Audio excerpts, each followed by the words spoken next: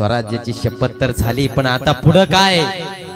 पुढं हिंदवी स्वराज्याचे मनोरथ नेताजी म्हणाले, पहिलं पाऊल राज्य कोणतं टाकायचं आणि कुठून टाकायचं?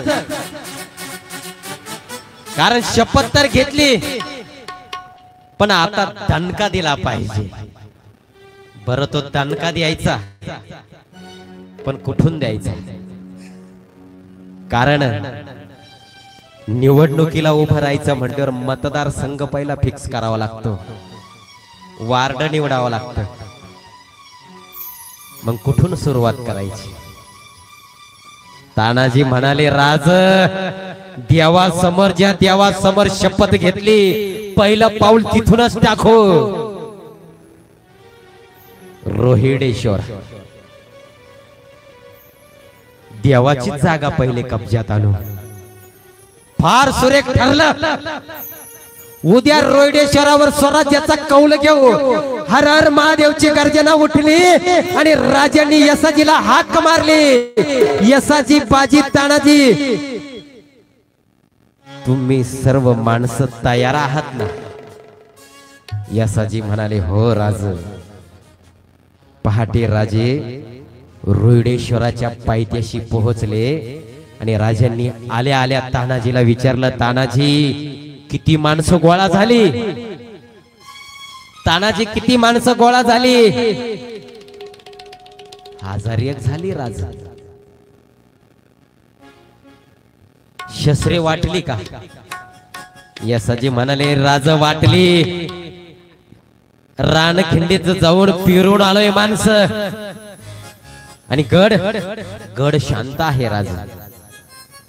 कालच सुभान्या गडावर वस्तीला गेलाय. पहाटेचा दरवाजा उघडला, सनई चौघड्याचं वातावरण घुमलं आणि एक पहारेकरी उठला आणि गवताचे, बर का, गवताचे भाले डोक्यावरती, गवताची पेटारी डोक्यावरून एक एक एक एक बावळ गडामध्ये शिरले. कारण गडाच्या दरवाज्यावर चौकी पहारे बसलेले होते आणि गडाच्या देवडीवर काही माणसं चिलीम फुकीत बसले होते. भारी आतमध्ये जात होती, मावळे सुद्धा त्याच्या बरोबर आतमध्ये जात होते. कारण पावसाळा सुरू होणार होता आणि गडावर झडी बांधायचं काम चालू होतं.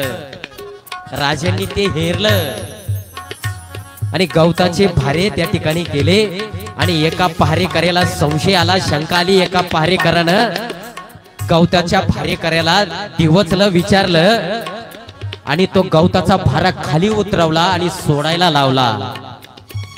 अहो, भारा सोडल्या सोडल्या गवताच्या भाऱ्यामध्ये तलवारी, आणि सगळे जागृत झाले. एकच चकमक त्या ठिकाणी उडाली.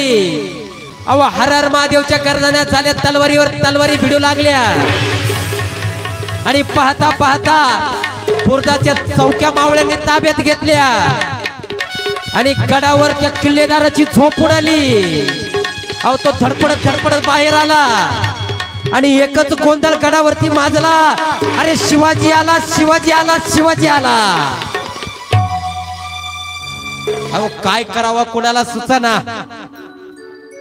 आणि महाराजांनी क्षणार्धात तो गड त्या ठिकाणी ताब्यामध्ये घेतला.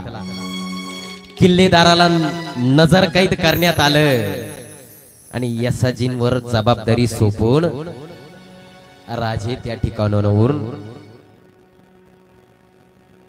परत माघारी फिरले. दादोजींना राजे